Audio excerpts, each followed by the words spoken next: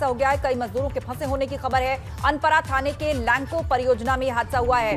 परियोजना में यूनिट का काम चल रहा था, इस दौरान बॉयलर गिर गया। 20 से ज्यादा श्रमिक घायल हैं। 16 श्रमिकों को रेस्क्यू करके निकाला गया है। घायल श्रमिकों को नेहरू अस्पताल एमपी में भर्ती कराया गया। 1200 मेगावाट की अनपरा सी लैंको परियोजना में 600 मेगावाट की यूनिट का कार्य चल रहा था और इस दौरान बॉयलर गिर पड़ा। इसकी चपेट में आ गए कई मजदूर। आज सुबह की यह घटना है। यूनिट नंबर 2 के अनुक्षरण के लिए 80 मीटर ऊंचाई पर ये श्रमिक काम कर रहे थे और इनके घायल होने से परियोजना में हड़कंप मच गया है। संतोष फोन लाइन पर है। संतोष, सबसे पहले बताइएगा कितने मजदूर इसमें घायल हुए हैं, कितनों की हालत गंभीर बताई जा रही है, क्या ताजा अपडेट आपके पास?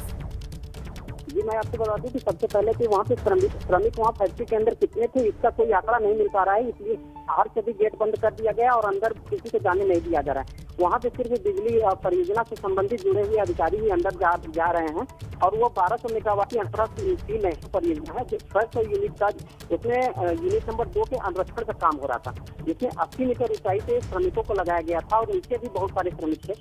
और वहाँ पे कितने श्रमिक दबे हैं, लगभग वहाँ पे मजदूरों की माने तो वो सैकड़ों श्रमिक थे, जिसमें दर्जनों लोगों को, 16 लोगों को तो रेस्क्यू कर लिया गया है और उसमें 5-6 की मरने की भी सूचना आ रही है। जी, एक बार मरने वालों का और घायलों का आंकड़ा यदि आप कंफर्म रूप से बता पाएं कि इस वक्त कितने मजदूर इसमें घायल हुए हैं, कितनों की जान चली गई है, प्रशासन ने कोई जानकारी उपलब्ध कराई है क्या? जी, आपको बता दूं कि वहाँ का कोई भी ऐसा अधिकारी नहीं है कि जो कैमरे के सामने बोले या किसी को बताने की स्थिति में बताना ही नहीं कि वहाँ पे घटना किस तरह की हुई है, क्या हुई है। जो भी जानकारी आ रही है, किसी मीडिया कर्मी को वहाँ पे बाहर अंदर जाने नहीं दिया जा रहा है और जो भी वहाँ पे अधिकारी अंदर से बाहर आ रहा है तो वो न बोल रहा है न मीडिया से बात करने की कोशिश कर रहा है। वो कहीं न कहीं इस बात को दर्शाता है कि ये हर हाल में इस बात को छुपाना चाहते हैं कि मीडिया तक ये बात न पहुंचे कि ये घटना किस तरह की, कितनी भयावह घटना हुई, जो बॉयलर फटा है कि इसमें कितनी दर्दनाक घटना हुई है। इस बात का अंदाजा कुछ वीडियो में देख कर लगाया भी जा सकता है और अधिकारी कहीं न कहीं छुपाने की कोशिश कर रहे हैं कि जिस तरह से ये कमियां हुई हैं। जी हाँ, तो आप बता रहे हैं कि अधिकारी छिपाने की कोशिश कर रहे हैं। ये जो लापरवाही या कमियां हुई हैं, 5 से 6 मजदूरों की मौत की खबर आ रही है। बॉयलर गिर पड़ा, 20 से ज्यादा मजदूर घायल हैं, करीब 16 मजदूरों को रेस्क्यू हुआ है। तकरीबन कितने श्रमिक एक बार में यहाँ पर काम करते थे और ये बताया जा रहा है कि काफी हाइट पर जाकर ये काम कर रहे थे जब ये बॉयलर गिरा? जी, आपको बता दें कि यूनिट नंबर 2 का अनुरक्षण कार्य के लिए 80 मीटर ऊंचाई से 80 से ज्यादा ही ऊंचाई होगी, इसलिए वहाँ पे वो काम कर रहे थे और वहाँ पे लगभग दर्जन भर से अधिक श्रमिक वहाँ पे लगे हुए थे। जब बॉयलर फटने की वजह से वहाँ पे श्रमिक वहाँ से सीधे नीचे गिरते हैं और नीचे जो फैक्ट्री के नीचे जो काम करते हैं चूल्हे के नीचे, वहाँ भी सैकड़ों मजदूर वहाँ पे काम कर रहे थे और वो यूनिट उस समय शिफ्ट होने के कगार पे था। उस समय कितने मजदूर दबे हैं और जो मजदूर ड्यूटी पे जाने थे उनको अंदर नहीं जाने दिया है। जो बचे हैं वहाँ से भाग के अगर बाहर आना चाह रहे हैं और अपने जिस तरह से घबराए हुए हैं उनको भी बाहर आने नहीं दिया जा रहा है। गेट बंद कर दिया गया, सभी तरह से गेट सील कर दिया गया है। पुलिस वहाँ पे लगी पड़ी है और जिले के जो बड़े अधिकारी हैं वहाँ में मौके पे पहुँचने वाले हैं। अभी तक कोई इस तरह का जिले के बड़े अधिकारी है वहाँ पे पहुँचा नहीं है। आपको रोकना चाहेंगे संतोष, और वहाँ के डीएम अभिषेक सिंह हमारे साथ फोन लाइन पर जुड़ गए हैं। सर, बताइएगा इस वक्त का क्या ताजा अपडेट है और कितने मजदूरों के घायल होने की खबर है और डेथ को लेकर भी फ्रेश डेटा क्या है, कितने लोगों की जान गई है इस हादसे में? वहाँ पे एसडीएम मौके पे मौजूद है और उन्होंने सारा चेक किया। वहाँ सुबह से घटना हुई 13 लोगों को चोट आई थी, तो 8 लोगों को तो उन्होंने इलाज कर अपने वही जो उनका खुद का अस्पताल है उसमें भर्ती कर लिया। 5 लोगों को तो थोड़ी ज्यादा तकलीफ थी, उसमें 3 लोगों का भी इलाज ठीक हो गया, 2 को उन्होंने सिंगरौली रेफर करा है। बस सब खतरे से बाहर है, मतलब इस तरह से किसी की अभी जनहानि नहीं हुई है। जी, तो सर आप ये कंफर्म कर रहे हैं कि किसी की जान नहीं गई है इस हादसे में? नहीं, हाँ, ये मेरे को सूचना मिली, कप्तान साहब से बात की, एसपी साहब से मिली, तो वहाँ पे हमने सारी टीम भेजी है। ये पोजीशन है। जी, तो क्या कुछ लोग गंभीर रूप से भी घायल हैं? जिस तरह ये बॉयलर गिरा तो क्या कुछ लोग झुलसे हैं इसकी जद में आकर? मैं बताया 5 लोग गंभीर रूप से थे, तो 3 लोग तो लोकली भर्ती है, तो उनके खतरे से बाहर है, बाकी दोनों भी खतरे से बाहर है। तो उन्होंने सिंगरौली कर दिया है, तो उन 2 पे हमारी ऑब्जर्वेशन हम कर रहे हैं ताकि उनका अधिकतम अच्छा इलाज हो। सर, शुरुआती जांच में कुछ सामने आया कि आखिर कैसे ये हादसा हुआ, कैसे गिर पड़ा ये बॉयलर? कोई क्या लापरवाही की बात भी सामने आ रही है इसमें? उसकी हम जांच करवाते हैं, पहले इनका ट्रीटमेंट हो जाए, जितने सारे मजदूर हैं, और इसकी जांच के लिए हम टीम बना रहे हैं, तो हम वहाँ लोग भेज भी रहे हैं, बाकी वो भी लोग अपना वो कर रहे हैं। इसका हम पूरा देख लेंगे, किसी की लापरवाही तो वो भी हम चेक करा लेंगे अच्छी तरह से। अभी प्राथमिकता है कि सबका इलाज हो जाए। और फिलहाल उस पूरे यूनिट में जहां पर ये बॉयलर गिरा है उस प्लांट में, वहां इस वक्त स्पॉट पर क्या चल रहा है? अभी क्या वहां से सारा रेस्क्यू खत्म हो गया है या अभी कुछ लोग फंसे हुए हैं जिनको निकालने का काम किया जा रहा है? नहीं, रेस्क्यू खत्म हो गया है। वो जल्दी सुबह की बात है, तो रेस्क्यू खत्म हो गया है। अभी मेरे ट्रीटमेंट का चल रहा है, बाकी वहाँ पे रिपेयरिंग बाद में करेंगे। फिलहाल अभी मेरे ट्रीटमेंट चल रहा है। सर, प्लांट में क्या काम शुरू हो गया है या वो फिलहाल बंद किया गया है? अभी उस पोर्शन में अभी नहीं हो रहा, बाकी मैं बाद में देख के बता पाऊंगा। अभी ये मतलब इसमें हमारे समय की इनकी कंडीशन देखी, हम वॉच कर रहे हैं। बहुत शुक्रिया एबीपी गंगा से बातचीत के लिए। तो सोनभद्र के डीएम अभिषेक सिंह हमारे साथ फोन लाइन पर जुड़े, जिन्होंने बताया कि इसमें किसी के हताहत होने की जानकारी उन्हें नहीं है। आज सुबह की ये घटना है और जो लोग इसके अंदर फंसे थे उनको रेस्क्यू करवा लिया गया है। बॉयलर गिरने से यह हादसा हुआ। 5 से 6 लोग इसमें घायल हुए थे, जिनमें से 3 का इलाज लोकल यहीं अस्पताल में ही चल रहा है और 2 को बाहर रेफर किया गया है और उनकी हालत पर प्रशासन की नजर बनी हुई है। उनको उचित इलाज मुहैया प्रशासन करवा रहा है। तो सोनभद्र में यह हादसा किस प्रकार हुआ उसके लिए कहा जा रहा है कि जांच करवाई जाएगी और उसके बाद पता चलेगा कि आखिर क्या इसमें कोई लापरवाही किसी की शामिल है, किस तरह ये बॉयलर गिर पड़ा। और इस वक्त हमारे साथ सोनभद्र के एसएसपी अमरेंद्र सिंह जी भी फोन लाइन पर जुड़ गए हैं। सर, बताइएगा इस वक्त का क्या ताजा अपडेट है? क्या कुछ लोगों के हताहत होने की भी खबर है या सिर्फ घायल हैं जिनको अस्पताल भेजा गया है? नमस्कार। किसी के हताहत होने की सूचना नहीं है। ये पावर प्लांट में मेंटेनेंस का काम चल रहा था और उसमें 13 मजदूर काम कर रहे थे। दुर्घटना घटी है, उसमें जो घायल हैं उनको करीब उसमें 2 लोग शुरू में भेजे गए थे। कुल 5 का इलाज चल रहा है और शेष सुरक्षित हैं, कोई फंसा हुआ नहीं। सर, घायलों की तबीयत कैसी है इस वक्त? क्या कुछ गंभीर स्थिति में भी है मजदूर? उनको सिंगरौली अस्पताल भेजा गया है। तो उसमें जो मजदूर हैं, 2 मजदूर के सर में चोट बताई जाती है, लेकिन वो उसके बारे में अभी डॉक्टर्स बताएंगे कि उनकी स्थिति क्या है। जैसे ठीक है जी। सर, हादसा किस प्रकार हुआ? कुछ जांच में अभी तक सामने आया? क्या कोई लापरवाही देखी गई वहां पर? किस तरह ये बॉयलर गिर पड़ा? अब ये इंडस्ट्री का विषय है, वो विशेषज्ञ उसकी जांच करेंगे। स्थानीय पुलिस वहाँ मौके पर मौजूद है और मैं अभी फिलहाल इतना बताना चाहूंगा कि वहाँ कोई फंसा हुआ नहीं है। और जो उसमें घायल थे, तो उसमें जो कम घायल थे उनका प्राथमिक उपचार करके उनको छोड़ा गया है और जो ज्यादा घायल थे उनका इलाज चल रहा है। जी सर, क्या प्लांट अभी बंद कर दिया गया है उसमें या फिर ऑपरेशन शुरू है? मतलब क्या रेस्क्यू खत्म हो गया है स्पॉट से? हाँ, रेस्क्यू खत्म हो चुका है और ये अभी वहाँ पे जो रेगुलर काम है तो वो चल रहा है। जी हाँ सर, तकरीबन कितने बजे सुबह कॉल मिली होगी? तो अमरेंद्र सिंह एसपी सोनभद्र हमारे साथ फोन लाइन पर थे। उन्होंने एक बार फिर से उसी बात को स्पष्ट कर दिया जो कि डीएम से जब हमारी बात हो रही थी अभिषेक सिंह जी, उन्होंने भी इस बात को कहा कि कोई हताहत नहीं हुआ है, किसी की जान नहीं गई है। 5 मजदूर घायल हुए, जिनमें से 2 को सिंभावली रेफर किया गया, वहां उनका इलाज चल रहा है और 3 को लोकल ही एडमिट किया गया है।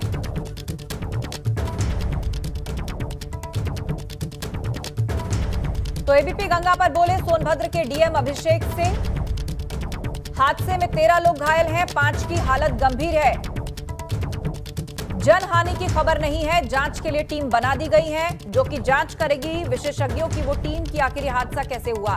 सोनभद्र में बॉयलर हादसे पर बोले डीएम अभिषेक सिंह। एबीपी गंगा पर उन्होंने बात की और कहा कि 13 लोग घायल हैं, जिनमें से 5 की हालत गंभीर है, बाकी लोग लोकल ही एडमिट है। लेकिन अभी तक कोई जनहानि नहीं हुई है, मतलब किसी की मौत नहीं हुई है। जांच के लिए टीमें बना दी गई हैं जो कि पूरे हादसे की जांच करेंगे कि आखिर किस तरह से यह हादसा हुआ। फिलहाल रेस्क्यू ऑपरेशन खत्म कर दिया गया है, अंदर कोई फंसा हुआ नहीं है, सभी को बाहर निकाल लिया गया है। यह बात एसपी ने भी कंफर्म की और डीएम अभिषेक सिंह भी एबीपी गंगा पर बोले।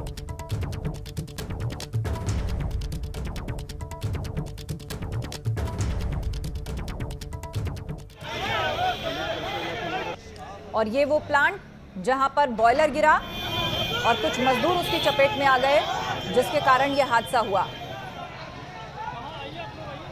ये पावर प्लांट है जहां पर मेंटेनेंस का काम चल रहा था और यहीं पर ही हादसा हुआ है। बॉयलर गिरा है, उसकी चपेट में श्रमिक आए हैं।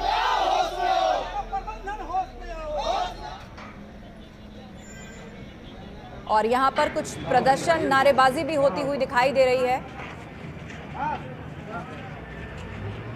जैसे ही जानकारी आएगी कि क्या गुस्सा इन श्रमिकों को है, हम स्पष्ट करेंगे।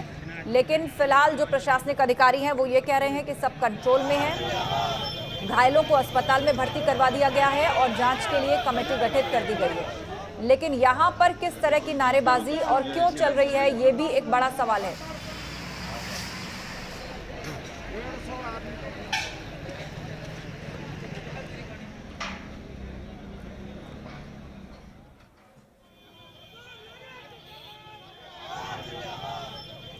तो आज सुबह यहां पावर प्लांट में मेंटेनेंस का काम चल रहा था। अचानक एक बॉयलर गिर गया। बॉयलर गिरने से यहां हादसा हो गया, जिसकी चपेट में मजदूर आ गए। करीब 20 मजदूरों के घायल होने की खबर है, जिनमें से 13 को चोटें आई हैं। उन्हें लोकल ही अस्पताल में एडमिट कराया गया है, जबकि 5 की हालत गंभीर है, उनको आगे रेफर करना पड़ा है।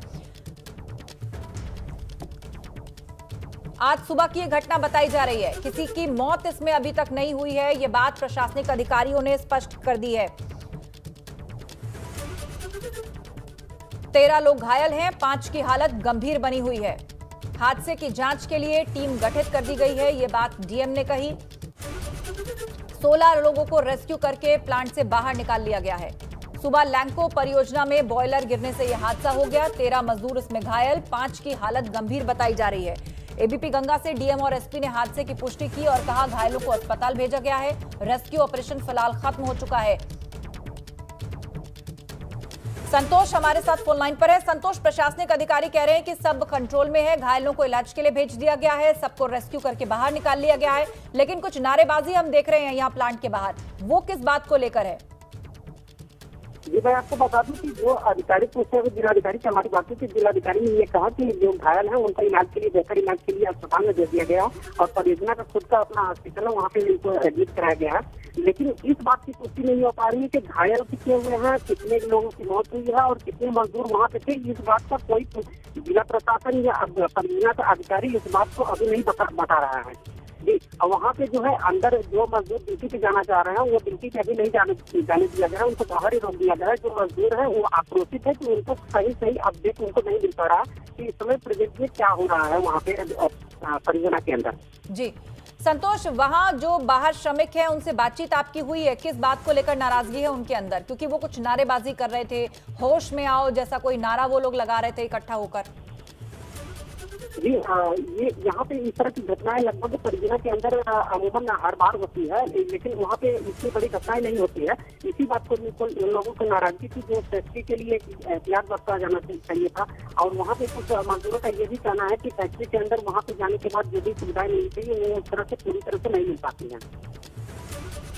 जी हाँ, तो मजदूर ये कह रहे हैं जी, मजदूरों का आरोप है कि लापरवाही होती है, सुरक्षा के पूरे इंतजाम नहीं होते। जी क्या इससे पहले भी इस तरह के हादसे होते रहे हैं या कुछ लोगों की जाने गई हैं? जी मैं आपको बता दूं कि जो परियोजनाएं हैं वहाँ इस तरह के कई बार हादसे हो गए हैं। वहाँ पे कई मजदूरों की जान भी जा चुकी है और ये पहली बार इस तरह की घटना नहीं है। इस तरह की घटना जो 1-2 मजदूरों की मौत अमूमन होते रहे हैं इस तरह की घटनाएं, लेकिन इससे भी परियोजना सीख नहीं पाती है कि क्या इसमें क्या करना चाहिए। जिस तरह से ये 80 मीटर ऊंचाई पे वायरस फटने की घटना है, तो इससे भी पूर्व में कई बार वायरस फट चुका था, जिससे की घटनाएं हो चुकी है। जी हाँ बिल्कुल, इससे पहले भी इस तरह की घटनाएं हो चुकी हैं और यही गुस्सा अब इन मजदूरों में है, जो कह रहे हैं कि उनके लिए सुरक्षा के प्रॉपर इंतजाम नहीं होते। प्लांट में इस तरह उनको काम करना पड़ता है, जान जोखिम में रहती है। कुल 5 लोगों का इलाज चल रहा है, जो गंभीर रूप से घायल हैं उनको बाहर रेफर करना पड़ा है, लेकिन 13 लोग लोकल ही अस्पतालों में एडमिट है, उनको ज्यादा चोटें नहीं आई हैं, ये बात प्रशासनिक अधिकारी कह रहे हैं। संतोष, अभी ठीक डेटा क्या निकल करके सामने आ रहा है? कितने लोगों की हालत गंभीर है और कितने अस्पताल में भर्ती हैं या कुछ को इलाज के बाद छुट्टी भी दे दी गई है क्या? जी मैं आपको बता दूं कि इस तरह की अभी कोई हमारे संज्ञान में कोई इस तरह की पुष्टि नहीं किया है। किसी अधिकारी ने हमसे ये बात कभी नहीं हुई है कि वहाँ पे कितने लोगों का इलाज किस हॉस्पिटल में चल रहा है और किस हॉस्पिटल में भेजा गया है। इसलिए कि यहाँ से जुड़ा हुआ नजदीक में मध्य प्रदेश का सिंगरौली का हॉस्पिटल है, वहाँ पे इस वक्त वहाँ पे भेजा गया है या बैरन में भेजा गया है, इस बात की जानकारी नहीं मिल पा रही है। स्थानीय स्तर पे वहाँ पे कुछ लोगों को रेफर कर दिया गया है जो ये जानकारी मिल रही है। कहाँ रेफर किया गया ये अभी तक किसी ने आधिकारिक सूचना नहीं दी है। चलिए, जानकारी के लिए बहुत शुक्रिया आपका। आगे भी हम आपके पास आएंगे अपडेट के लिए। नॉमिनेशन का आज दूसरा दिन है। पहले चरण के नॉमिनेशन का आज आखिरी दिन है। आज भी 4 पदों के लिए नामांकन दाखिल करेंगे प्रत्याशी। नामांकन के पहले दिन प्रत्याशियों की भारी भीड़ उमड़ी थी। पहले चरण में 18 जिलों में 15 अप्रैल को वोटिंग होगी। आज नॉमिनेशन का दूसरा और अंतिम दिन है। आज भी 4 पदों के लिए नामांकन दाखिल करेंगे प्रत्याशी। कुल मिलाकर 18 जिलों में वोटिंग होनी है 15 अप्रैल को। 18 जिलों में पहले चरण की वोटिंग होगी पंचायत चुनाव के लिए। पंचायत चुनाव के नॉमिनेशन का आज दूसरा दिन है।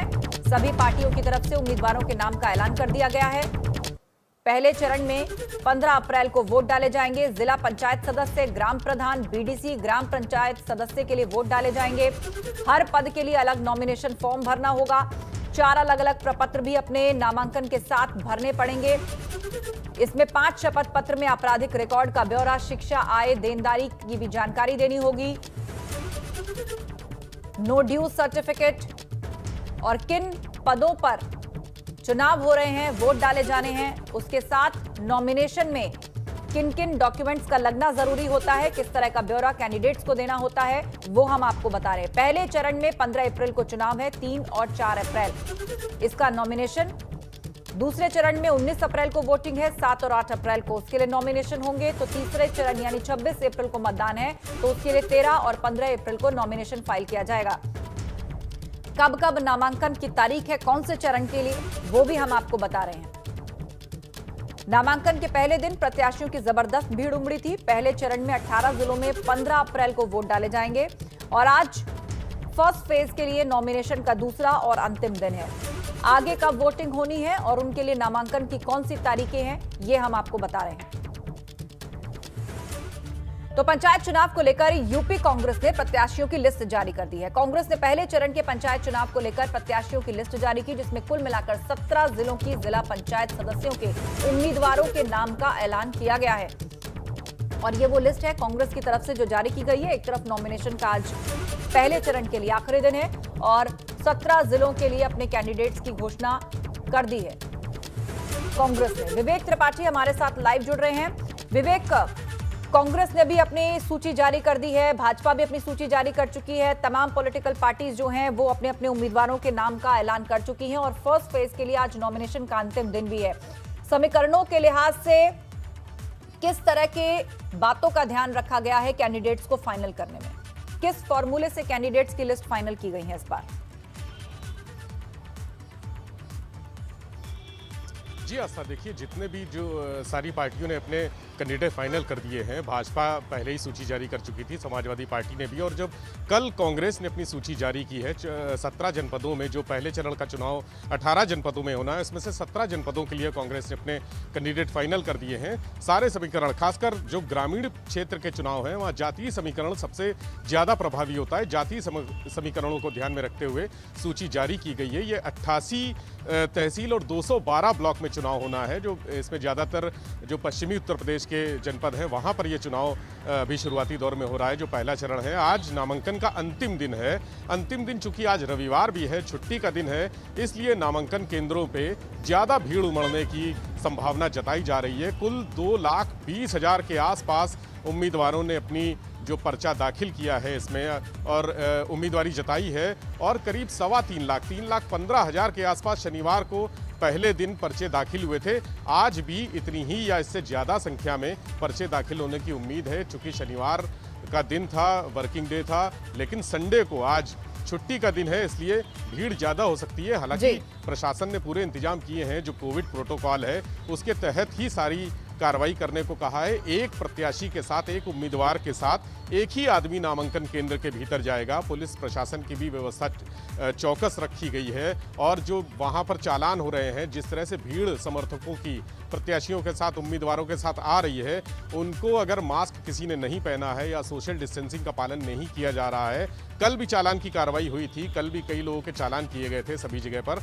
और आज भी ये कार्रवाई जारी की जारी रहेगी। आज भी अभी नामांकन प्रक्रिया थोड़ी देर में शुरू हो जाएगी और भीड़ उमड़ना नामांकन केंद्रों में जिस तरह से शुरू हो जाएगी, तो ये चालान की प्रक्रिया और सख्ती की प्रक्रिया जारी रहेगी। दूसरी तरफ जो भाजपा ने अपने कैंडिडेट के लिए चुनाव प्रचार की सीमा 6 तारीख को यानी 6 अप्रैल से, चूंकि भाजपा का स्थापना दिवस है उस दिन, इसलिए 6 अप्रैल से प्रचार अभियान की शुरुआत करेगी। गांव-गांव, गली-गली और घर-घर जाके प्रचार अभियान शुरू होगा। भाजपा ने बड़ी एग्रेसिव पॉलिसी इसके लिए तैयार की है। कांग्रेस और सपा भी अपने स्तर पर तैयारियां कर रहे हैं। कांग्रेस ने सारे नेताओं को, जो स्टार प्रचारकों की सूची बनाई है, उसमें सारे नेताओं को कैंडिडेट के घर-घर जाकर उनके साथ खड़े होने और बैठकों का दौर भी शुरू करने के लिए निर्देश दिए हैं। जी आस्था। जी हाँ, बिल्कुल। तो ये तमाम अहम निर्देश दिए हैं, लेकिन जिन 17 जिलों में वोटिंग होने जा रही है अलग अलग सीटों पर, उनमें विवेक संवेदनशील, अति संवेदनशील, सुरक्षा के लिहाज से और वोटिंग के लिहाज से किसको किस कैटेगरी में रखा गया है?